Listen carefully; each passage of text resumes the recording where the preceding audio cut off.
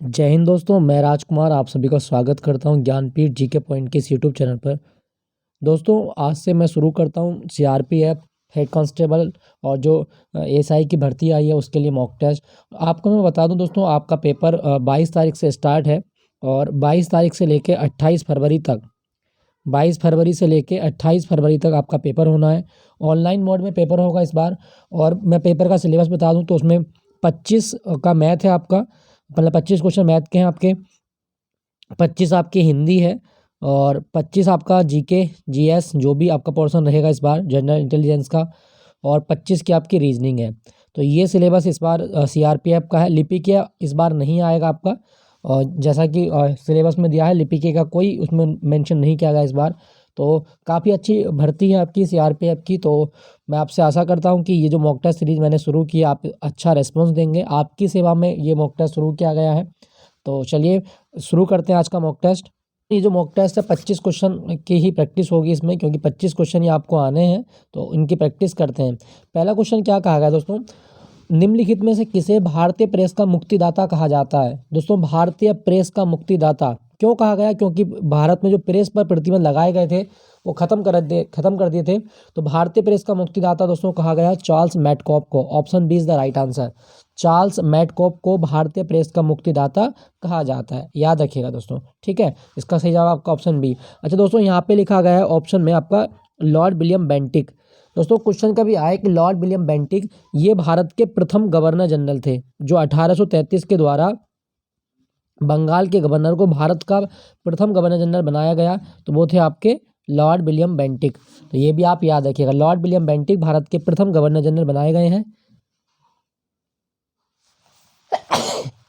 Lord William Bentinck दोस्तों 1800, इसको थोड़ा सा साइज बड़ा कर लेता हूँ, 1829 में इन्होंने सती प्रथा का अंत भी करवाया था। लॉर्ड विलियम बेंटिक के द्वारा 1829 में सती प्रथा का अंत करवाया, और ये किसकी सहायता से, तो वो थे आपके राजा राम मोहन राय।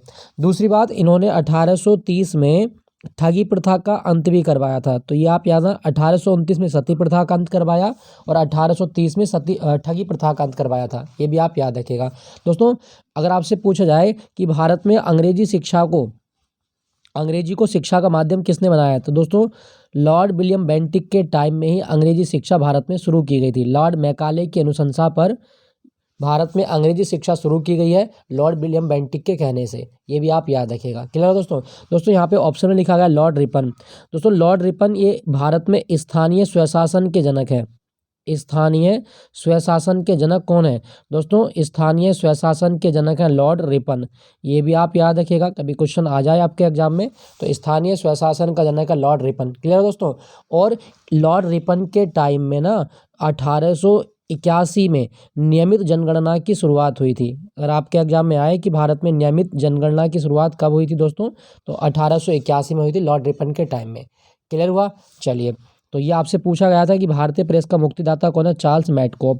दोस्तों यहाँ पे मैं आपको एक चीज़ बता दूं, प्रेस शब्द लिखा गया है। अगर क्वेश्चन आए कि लोकतंत्र का चौथा आधार किसे कहा गया है, तो लोकतंत्र का चौथा आधार कहा गया है प्रेस को। लोकतंत्र का चौथा आधार प्रेस को कहा जाता है, चौथा पिलर कहा गया है। ये भी आप याद रखना, ठीक है। और प्रेस की स्वतंत्रता कौन से अनुच्छेद में है दोस्तों, बात प्रेस की हो रही है तो आपको याद रखना संविधान में अनुच्छेद 19 में प्रेस की स्वतंत्रता वर्णित है। अनुच्छेद 19 में प्रेस की स्वतंत्रता दी गई है, ये भी आप याद रखना, क्लियर दोस्तों। तो चलिए अगले प्रश्न की ओर चलते हैं। क्वेश्चन है नौसेना विद्रोह में किस जहाज का प्रयोग हुआ था। दोस्तों नौसेना विद्रोह जो हुआ इसमें कौन से जहाज का प्रयोग हुआ था ये हमें बताना है। तो इसका सही जवाब क्या होगा दोस्तों, INS तलवार, HHMS तलवार का प्रयोग किया गया था नौसेना विद्रोह में। तो ये भी आप याद रखना दोस्तों। बात करूं मैं नौसेना की, तो भारतीय नौसेना दिवस कब होता है दोस्तों, भारतीय नौसेना दिवस होता है 4 दिसंबर को। अगर आपके एग्जाम में आए कि भारतीय नौसेना दिवस कब होता है, तो भारतीय नौसेना दिवस 4 दिसंबर को होता है। और हमारी नौसेना का आदर्श वाक्य क्या है दोस्तों, हमारी नौसेना का आदर्श वाक्य है शम नो वरुण है। ये भी आपको याद रखना है कि हमारी नौसेना का आदर्श वाक्य क्या है दोस्तों, हमारी नौसेना का आदर्श वाक्य सम नो वरुण है। मैं लिख देता हूँ, शम नो वरुण है हमारी नौसेना का आदर्श वाक्य है, ये भी आप याद रखना, क्लियर है दोस्तों। और हमारी नौसेना की कितनी कमांडें हैं? 3 कमांडें हैं। ठीक है दोस्तों। दोस्तों क्या आपको पता है कि हमारी नौसेना का पहला स्वदेशी विमान वाहक जो जहाज है उसका नाम क्या है? हाँ, आपको याद रखना, INS विक्रांत। INS विक्रांत ये हमारी नौसेना का पहला स्वदेशी विमान वाहक पोत है। ये आपके एग्जाम में पूछा जा सकता है। क्लियर है दोस्तों। तो आपसे पूछा गया था नौसेना विद्रोह, तो ये है आपका HMIS तलवार। नेक्स्ट प्रश्न है आपका, भारतीय स्वतंत्रता आंदोलन के दौरान मंजरी सेना और बानर सेना का गठन कब किया गया था? दोस्तों मंजरी सेना और बानर सेना जो बनी थी ये सविनय अवज्ञा आंदोलन के दौरान बनाई गई थी। सविनय अवज्ञा आंदोलन, जिसको हम नमक कानून के खिलाफ जो आंदोलन था वो भी बोलते हैं। तो ये आप याद रखना, कब शुरू हुआ था दोस्तों? ये शुरू हुआ था 12 मार्च 1930 को। सविनय अवज्ञा आंदोलन 12 मार्च 1930 को शुरू किया गया था गांधी जी के द्वारा। ये भी आप याद रखना। और ये जो सविनय अवज्ञा आंदोलन था ये मतलब 1934 में जाकर तो ख़त्म हुआ था, लेकिन इन्होंने मतलब कब पहुँचे थे ये वहाँ पे? तो 6 अप्रैल 1930 को गांधी जी डांडी पहुँचे थे। ठीक है। फिर उन्होंने नमक उठा के नमक कानून तोड़ दिया था। पूरा सिस्टम जो था वो आपने पढ़ा होगा। 24 इनके अनुयायी थे, ये भी आप याद रखना। इनके 24 अनुयायी थे और 24 अनुयायी नहीं, 24 दिन की यात्रा तय की थी इन्होंने। और इन्होंने कितने अनुयायी थे गांधी जी के?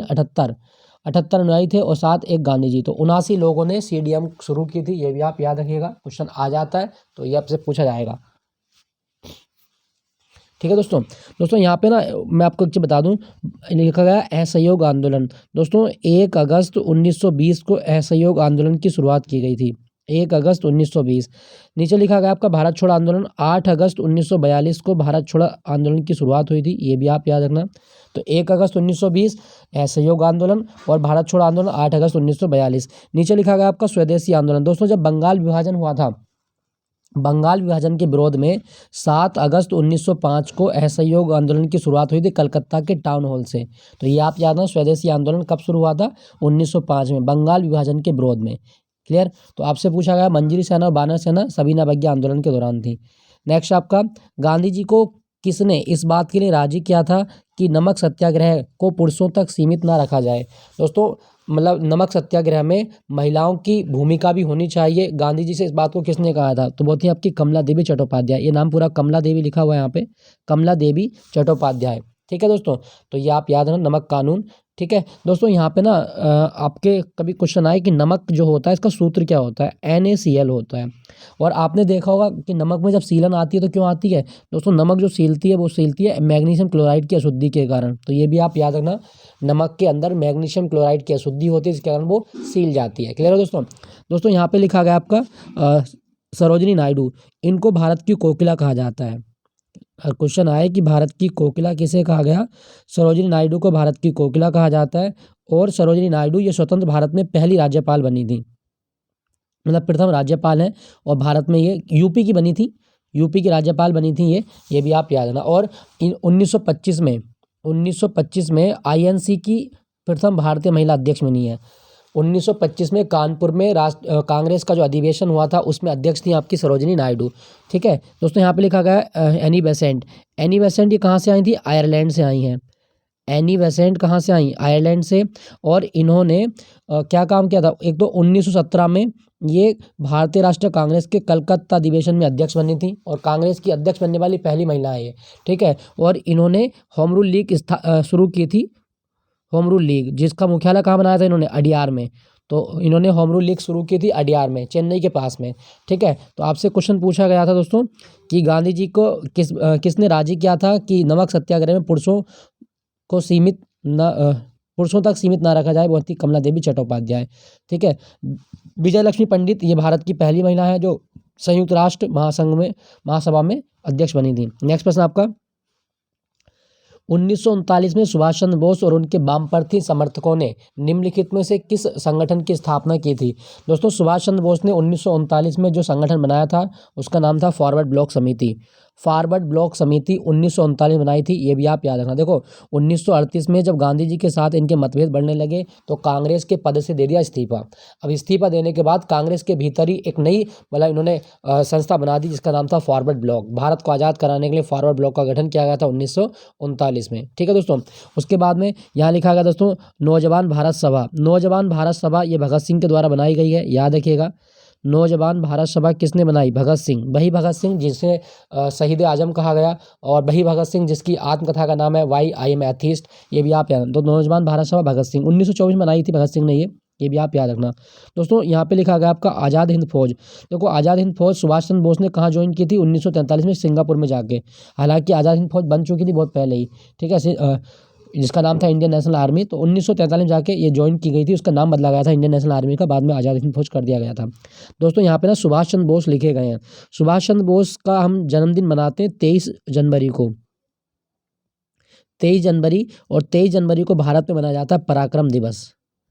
पराक्रम दिवस ये मनाया जाता है भारत में, ये भी आप याद रखना, ठीक है दोस्तों। दोस्तों क्या आपको पता है कि नेताजी सुभाष चंद्र बोस हवाई अड्डा कहाँ पर है? तो नेताजी सुभाष चंद्र बोस हवाई अड्डा ये कलकत्ता में है। अगर आपके एग्जाम में आए कि नेताजी सुभाष चंद्र बोस के नाम पे हवाई अड्डा जो कहाँ पर हो, किस शहर में? तो कलकत्ता में, ये भी आप याद रखना। क्लियर हो दोस्तों। और एक क्वेश्चन आपसे ये पूछेगा कि इनकी आत्मकथा का नाम क्या है? An Indian struggle. An Indian struggle Netaji Subhas Chandra Bose की आत्मकथा का नाम है, ये आप याद रखना। तो फॉरवर्ड ब्लॉक समिति कब बनाई थी? 1939 में नेताजी सुभाष चंद्र बोस ने। नेक्स्ट प्रश्न की ओर चलते हैं। भारत में कम्युनिस्ट पार्टी की स्थापना कब की गई थी? दोस्तों कम्युनिस्ट पार्टी की स्थापना की गई थी 1925 में एम एन रॉय के द्वारा।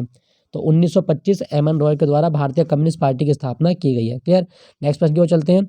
निम्नलिखित में से किसने खिलाफत आंदोलन के संबंध में कहा था कि हिंदुओं और मुसलमानों में एकता स्थापित करने का अवसर आगे 100 वर्षों तक देखने को नहीं मिलेगा? किसने कहा था दोस्तों? दोस्तों ये कथन था आपका महात्मा गांधी का, कि खिलाफत आंदोलन में हिंदू और मुस्लिम एकता का जो ऐसा मतलब जो समन्वय देखा गया वो 100 सालों में नहीं देखा जाएगा। तो ये महात्मा गांधी का कथन है। दोस्तों सबसे पहले तो मैं बात करूँ, खिलाफत आंदोलन 1918 में हुआ था, और ये तुर्की के जो खलीफा थे उनके समर्थन में था। ठीक है, अंग्रेजों ने जो खलीफा के अधिकार थे, खलीफा एक बड़ा उच्च पद होता था इस्लाम धर्म में, खलीफा के अधिकार छीन लिए, उसकी शक्ति छीन ली। अंग्रेज बोलते कौन खलीफा, कैसा खलीफा? कोई खलीफा नहीं होगा, किसी का सत्ता नहीं चलेगी, अंग्रेजों का राज चलेगा। तो इसके लिए ये खिलाफत आंदोलन हुआ 1918 में। और खिलाफत आंदोलन के लिए दो लोग बड़े फेमस हैं, एक शौकत अली, एक मोहम्मद अली। एक शौकत अली, एक मोहम्मद अली, दोनों आप याद रखना। इन दोनों ने खिलाफत आंदोलन की मतलब शुरुआत की थी, ठीक है, और 1918 में हुई थी। गांधी जी ने भी 1918 में फिर खिलाफत आंदोलन शुरू कर दिया था, तो ये आप याद रखिएगा। दोस्तों गांधी जी जो हैं, अगर क्वेश्चन कभी आए कि इनकी कोई किताब है जो आपको याद रखनी है, हाँ, pathway to God. Pathway to God, ये क्वेश्चन कई बार पूछता है एग्जाम में। तो pathway to God Gandhi ji की आत्मकथा का नाम है, सॉरी किताब का नाम है। और इनकी आत्मकथा क्या है? वो है आपकी माई experiment with truth. My experiment with truth, ये किसकी आत्मकथा है? तो गांधी जी की आत्मकथा का नाम है my experiment with truth. Gandhi ji का जन्म किस राज्य में हुआ था? गुजरात में हुआ था, पोरबंदर में। और गांधी जी जो है, इनको महात्मा की उपाधि किसने दी थी? रविंद्रनाथ टैगोर ने। गुरुदेव किसने गुरुदेव किसको कहा इन्होंने? रविंद्रनाथ टैगोर को गुरुदेव कहा, और गुरुदेव ने इनको महात्मा कहा था, याद रखिएगा। दोस्तों यहाँ पे दो नाम लिखे गए हैं, एक लिखे गए मोतीलाल नेहरू और चित्तरंजन दास। इन दोनों ने एक पार्टी बनाई थी, स्वराज पार्टी। वेरी इंपॉर्टेंट, बहुत आता है एग्जाम में। स्वराज पार्टी के संस्थापक कौन है? तो मोतीलाल नेहरू और चित्तरंजन दास। 1923 में 1 जनवरी को बनाई गई थी स्वराज पार्टी।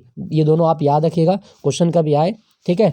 चलिए अगले प्रश्न की ओर चलते हैं फिर। तो ये आप याद रखो, इसका सही जवाब क्या होगा? Mahatma Gandhi, option A is the right answer. Next प्रश्न आपका, पाकिस्तान शब्द का प्रयोग किसने किया? दोस्तों नल्ला पाकिस्तान का नामकरण किसने किया था? तो दोस्तों नल्ला पाकिस्तान का नामकरण किया था चौधरी रहमत अली ने। वर्ष 1933 में नल्ला पाकिस्तान का नाम गढ़ा गया था, किसके द्वारा? चौधरी रहमत अली के द्वारा। याद रखिएगा दोस्तों, पूछा जाता है। क्लियर। और अगर क्वेश्चन कभी आए कि पाकिस्तान शब्द का मतलब क्या है, दोस्तों पाकिस्तान शब्द का मतलब बताता हूँ कि मतलब क्या है। ये पाकिस्तान शब्द आया कहाँ से? देखो पाकिस्तान इस तरह से हम लिखते हैं, अब मतलब जानने इसका मतलब क्या है। देखो P फॉर है पंजाब वाला क्षेत्र, ठीक है, A फॉर अफगानिस्तान वाला क्षेत्र, K फॉर कश्मीर वाला क्षेत्र, S फॉर सिंध वाला क्षेत्र, तान मतलब बलूचिस्तान। तो पंजाब, अफगानिस्तान, कश्मीर, सिंध और बलूचिस्तान, इन क्षेत्रों को मिला के एक शब्द बनाया गया पाकिस्तान। मतलब हमें ये क्षेत्र चाहिए, मुस्लिम लीग की मांग थी, और ये क्षेत्र जब मिल जाएंगे हमें, तो हम एक नया देश बनाएंगे जिसका नाम क्या होगा? पाकिस्तान। तो ये आप याद रखना कि पाकिस्तान का नामकरण किसने किया था? चौधरी रहमत अली ने किया था। मुस्लिम लीग के सदस्य थे, 1933 में इन्होंने नाम रखा था पाकिस्तान। पाकिस्तान की राजभाषा क्या? उर्दू है। और पाकिस्तान की संसद का नाम याद है, मजलिस ए शूरा। मजलिस ए शूरा, ठीक है। कभी क्वेश्चन आए आपके एग्जाम में कि पाकिस्तान की संसद का नाम क्या है, तो मजलिस ए शूरा पाकिस्तान की संसद का नाम है। क्लियर है दोस्तों। चलिए अगले प्रश्न की ओर चलते हैं। 1920 में निम्नलिखित में से किसने अपना नाम परिवर्तित करके स्वराज सभा रखा था? दोस्तों स्वराज सभा नाम किसका रखा गया 1920 में? तो इसका सही जवाब क्या होगा दोस्तों? इसका सही जवाब होगा home rule league. All India home rule league जो तिलक के द्वारा शुरू की गई थी, तो उसने अपना नाम बदल के क्या रख लिया था? स्वराज सभा रख लिया था। दो लोगों के द्वारा होम रूल लीग शुरू की गई है, एक बाल गंगाधर तिलक, इन्होंने अप्रैल 1916 में शुरू की थी, और एक आपकी एनी बेसेंट, इन्होंने सितंबर 1916 में शुरू की थी। तो पहले किसने शुरू की थी? तिलक ने, और बाद में एनी बेसेंट ने। दोनों ने 1916 में शुरू की थी, लेकिन तिलक वाली अप्रैल में और एनी बेसेंट वाली थी आपकी सितंबर में। तो तिलक का मुख्यालय कहाँ पर था? तिलक वाली होम रूल का मुख्यालय था आपका पुणे में, और इनका था आपका अडियार में। तो दोनों आप याद रखना कि होम रूल लीग का नाम बदलकर स्वराज सभा रखा गया था 1920 में। ठीक है दोस्तों, तो ये भी आप याद रखना। दोस्तों यहाँ पे लिखा गया आपका servant of India society. Servant of India society के संस्थापक कौन थे? Gopal Krishna Gokhale. Servants of India society के संस्थापक हैं गोपाल कृष्ण गोखले। याद रखना, आपसे पूछा जा सकता है इसके बारे में। ठीक है, तो स्वराज सभा ये किसका नाम था? होम रूल लीग का नाम था। नेक्स्ट प्रश्न आपसे पूछा गया है, हड़प्पा सभ्यता से चावल उगाने के साक्ष्य कहाँ से प्राप्त हुए? दोस्तों हड़प्पा सभ्यता में चावल उगाने के साक्ष्य कहाँ से प्राप्त हुए? सही जवाब होगा आपका ऑप्शन सी, रंगपुर से प्राप्त हुए हैं। ये आप याद ना, रंगपुर से प्राप्त हुए हैं। ठीक है दोस्तों हड़प्पा सभ्यता कैसी सभ्यता थी? कांस्य युगीन। अगर आपके एग्जाम में आए कि हड़प्पा सभ्यता कैसी सभ्यता थी, तो कांस्य युगीन सभ्यता थी, ये भी आप याद रखिएगा। और हड़प्पा जो मतलब स्थल है, ये कौन सी नदी के तट पर था? तो हड़प्पा रावी नदी के तट पर था। हड़प्पा रावी नदी के तट पर है, ये भी आप याद रखना। मोहनजोदड़ो, इसका मतलब होता है मृतकों का टीला, और मोहनजोदड़ो सिंधु नदी के किनारे था, ये भी आप याद रखना। ठीक है, सिंधु नदी के तट पर था मोहनजोदड़ो। चलिए क्वेश्चन संख्या 11 क्यों चलते हैं।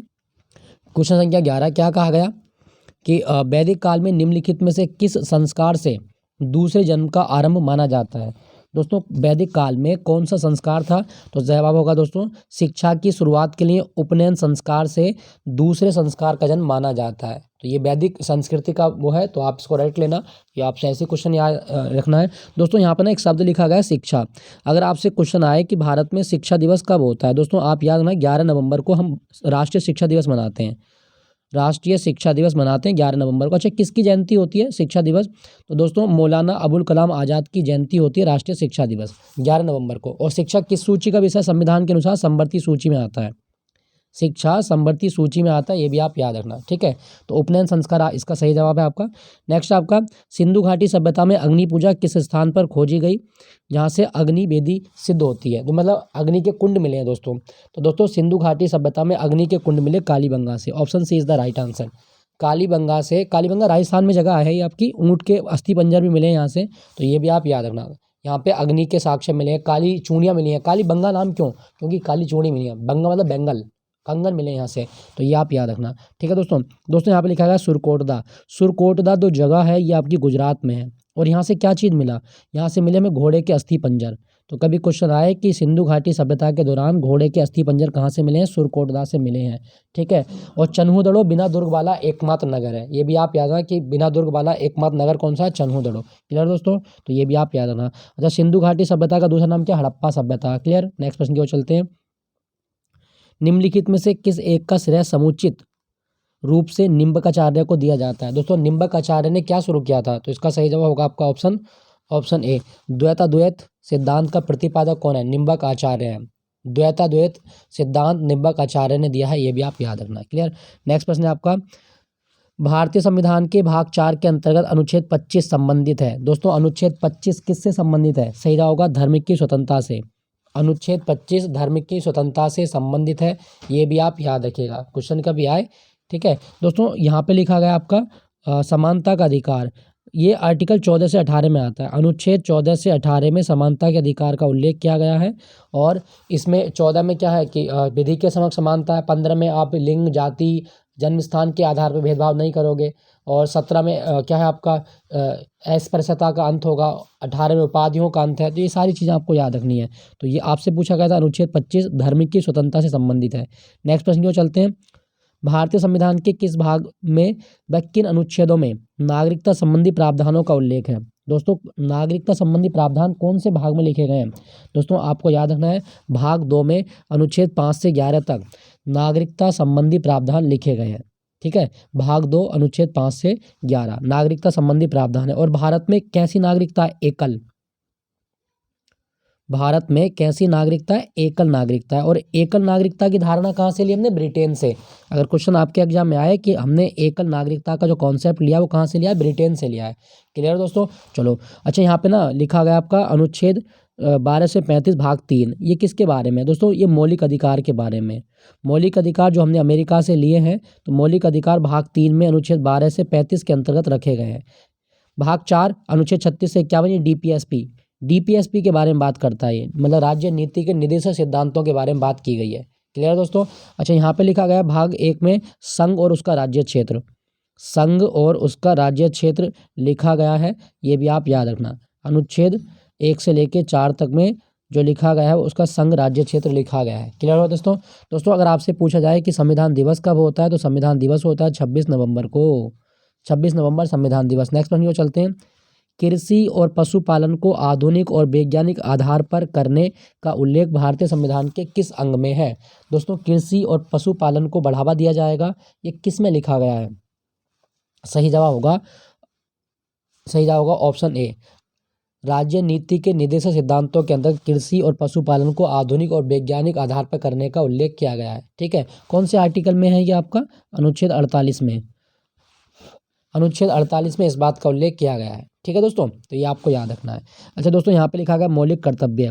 मौलिक कर्तव्य हमने स्वर्ण सिंह समिति बनी थी हमारे, स्वर्ण सिंह समिति, सरदार स्वर्ण सिंह समिति, इसकी सिफारिश पर 42वें संविधान संशोधन के द्वारा हमने संविधान में भाग 4 ऐड किया और अनुच्छेद 51 जोड़कर मौलिक कर्तव्य हमने शामिल किए थे। 1976 की बात है, तो आप याद रखना कि मौलिक कर्तव्य कब शामिल किए गए हैं? तो स्वर्ण सिंह समिति की सिफारिश पर 42वें संविधान संशोधन के द्वारा 10 मौलिक कर्तव्य हमने शामिल किए थे। और अभी कितने हैं? 11 हैं। अभी मौलिक कर्तव्य 11 हैं। 11वां मौलिक कर्तव्य 86वें संविधान संशोधन अधिनियम 2002 के द्वारा जोड़ा गया। क्लियर?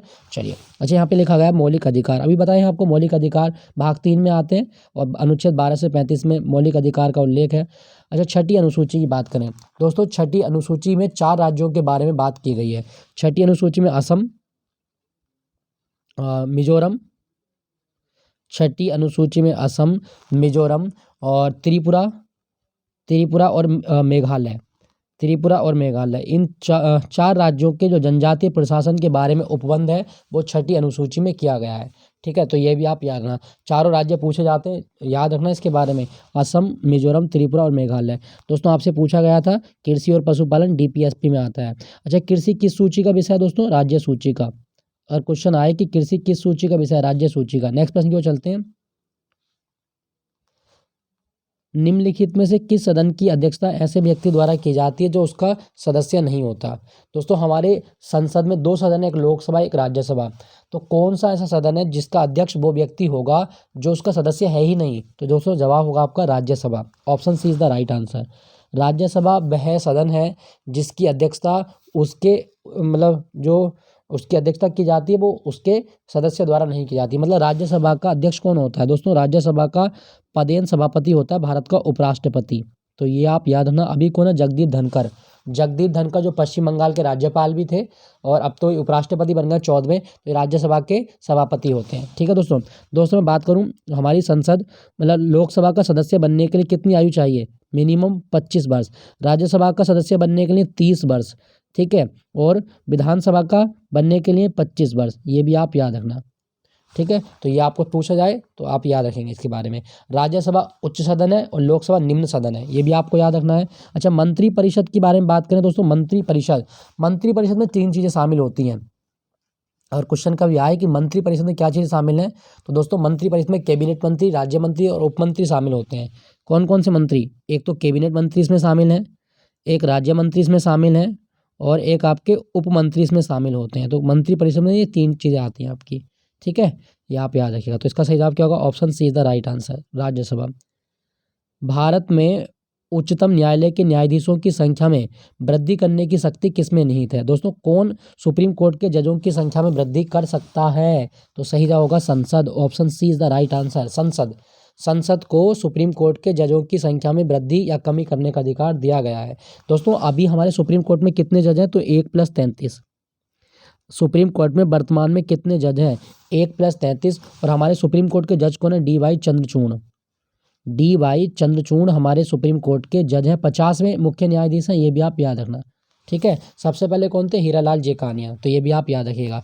ठीक है, अगर आपसे पूछा जाए दोस्तों कि भारत का सुप्रीम कोर्ट कब बना था, दोस्तों हमारा सुप्रीम कोर्ट 28 जनवरी 1950 को बना था। 28 जनवरी 1950 को भारत में सुप्रीम कोर्ट की स्थापना की गई है। याद रखना, पूछा जा सकता है आपसे दोस्तों। ठीक है, अच्छा दोस्तों यहाँ पे लिखा गया आपका विधि आयोग। क्या आपको पता है कि भारत में पहला विधि आयोग कब बना था? दोस्तों पहला विधि आयोग जो बना भारत में वो कब बना था? तो आपको याद रखना है 1900 नहीं, ये बना था भारत का पहला विधि आयोग कब बना था? तो दोस्तों भारत में जो पहला विधि आयोग बना था वो बना था 1834 में, 1834 में। और पहले विधि आयोग के अध्यक्ष कौन थे? Lord Macaulay. लॉर्ड मैकाले पहले विधि आयोग के अध्यक्ष थे, ये भी आप याद रखना। ठीक है, और स्वतंत्र भारत में कब बना था? तो 1955 में। आज़ादी के बाद जो विधि आयोग बना है वो 1955 में बना था, ये भी आपको याद रखना है। क्लियर? चलिए अगले प्रश्न की ओर चलते हैं। तो इसका सही जवाब क्या होगा? उच्चतम न्यायालय के न्यायाधीशों की संख्या में वृद्धि संसद करती है। संसद को लोकतंत्र का मंदिर कहा जाता है, याद रखना इसके बारे में। और भारत की संसद के कितने अंग हैं? दोस्तों भारत की संसद के 3 अंग हैं, लोकसभा, राज्यसभा और एक आपका राष्ट्रपति। नेक्स्ट आपका, भारत में किसी विधेयक को धन विधेयक प्रमाणित करने के लिए कौन प्राधिकृत है? मतलब एक धन विधेयक को अंतिम स्वीकृति कौन देता है? दोस्तों धन विधेयक को अंतिम स्वीकृति देता है लोकसभा का स्पीकर। ऑप्शन सी, लोकसभा का स्पीकर भारत में जो धन विधेयक है उसको अंतिम रूप से प्रमाणित करता है, याद रखना। अभी कौन है हमारे स्पीकर? ओम बिरला। और ओम बिरला का जो लोकसभा क्षेत्र वो क्या है? कोटा है, ये भी आप याद रखिएगा। अच्छा, धन विधेयक की परिभाषा कौन से आर्टिकल में? आर्टिकल 110 में। धन विधेयक की परिभाषा आर्टिकल 110 में लिखी गई है। ठीक है दोस्तों, यहाँ पे लिखा गया है राष्ट्रपति। तो राष्ट्रपति बनने के लिए न्यूनतम आयु कितनी चाहिए संविधान के अनुसार? 35 वर्ष। और प्रधानमंत्री बनने के लिए 25 वर्ष, ये भी आप याद रखना। ठीक है, और आपसे पूछा वित्त मंत्री, भारत के पहले वित्त मंत्री कौन थे? RK षणमुखम चेट्टी। षणमुखम चेट्टी ये भारत के पहले वित्त मंत्री थे, ये भी आप याद रखना, षणमुखम चेट्टी। चेट्टी, ठीक है दोस्तों, ये आप याद रखें। तो धन विधेयक को अंतिम स्वीकृति कौन देता है? लोकसभा का स्पीकर देता है।